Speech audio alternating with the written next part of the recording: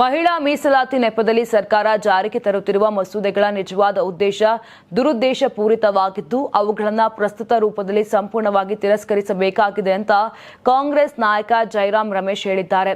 ವಿಶೇಷ ಅಧಿವೇಶನದ ಮೂಲಕ 3 ಮಸೂದೆಗಳನ್ನು ಲೋಕಸಭೆಯಲ್ಲಿ ಮಂಡಿಸಲಾಗುತ್ತಿದ್ದು, ಮಹಿಳಾ ಮೀಸಲಾತಿ ಮಸೂದೆಯ ಮೂಲ ಉದ್ದೇಶ ಕ್ಷೇತ್ರ ವಿಂಗಡಣೆಗೆ ಸಂಬಂಧಿಸಿತ್ತು. ನೀವು ಸಣ್ಣ ಆಗ್ಬೇಕಲ್ವಾ? ಅದು ಒಂದು ಉತ್ತಮ ಆಹಾರದಿಂದ ಸಣ್ಣ ಆಗ್ಬೇಕಲ್ವಾ? ಪ್ರತಿದಿನ ನಮ್ಮ ಜೀನಿ ಸ್ಲಿಮ್ ನ ಯೂಸ್ ಮಾಡಿ ಯಾವುದೇ ಸೈಡ್ ಎಫೆಕ್ಟ್ ಇಲ್ದಂಗೆ ನೀವು ಸಣ್ಣ ಆಗ್ತೀರಾ. ಅದನ್ನ ಮರೆಮಾಚುವ ಯತ್ನ ನಡೀತಿದೆ ಅಂತ ಕೇಂದ್ರ ಸರ್ಕಾರದ ವಿರುದ್ಧ ಹರಿಹಾಯ್ದಿದ್ದಾರೆ. ಈ ಕುರಿತು ಎಕ್ಸ್ ಜಾಲತಾಣದಲ್ಲಿ ಪೋಸ್ಟ್ ಮಾಡಿರುವ ಜೈರಾಮ್ ರಮೇಶ್, ಬಿಜೆಪಿ ಬಲಿಷ್ಠವಾಗಿರುವ ರಾಜ್ಯಗಳಿಗೆ ಸವಲತ್ತು ನೀಡುವ ಉದ್ದೇಶ ಹೊಂದಿರುವ ಈ ಕ್ಷೇತ್ರ ಪುನರ್ ವಿಂಗಡಣೆ ಪ್ರಸ್ತಾಪದ ಬಗ್ಗೆ ದೇಶಾದ್ಯಂತ ಅನೇಕ ಬಾರಿ ಕಳವಳಗಳು ವ್ಯಕ್ತವಾಗುತ್ತಿವೆ.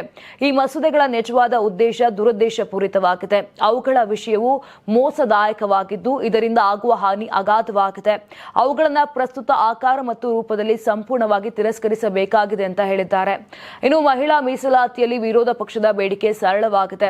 ಸದ್ಯ ಇರುವ 543 ಸದಸ್ಯರ ಲೋಕಸಭೆಯ ಪ್ರಸ್ತುತ ಬಲದ 1/3 ಭಾಗವನ್ನ ಮಹಿಳೆಯರಿಗೆ ಮೀಸಲಿಡಬೇಕು ಹಾಗೂ ಎಸ್ಸಿ, ಎಸ್ಟಿ ಮತ್ತು ಒಬಿಸಿ ಸಮುದಾಯಗಳಿಗೆ ಸೇರಿದ ಮಹಿಳೆಯರಿಗೆ ಮೀಸಲಾತಿ ನೀಡಬೇಕು ಎಂಬುದಾಗಿ ಇದೆ ಅಂತ ಜೈರಾಮ್ ರಮೇಶ್ ಹೇಳಿದ್ದಾರೆ.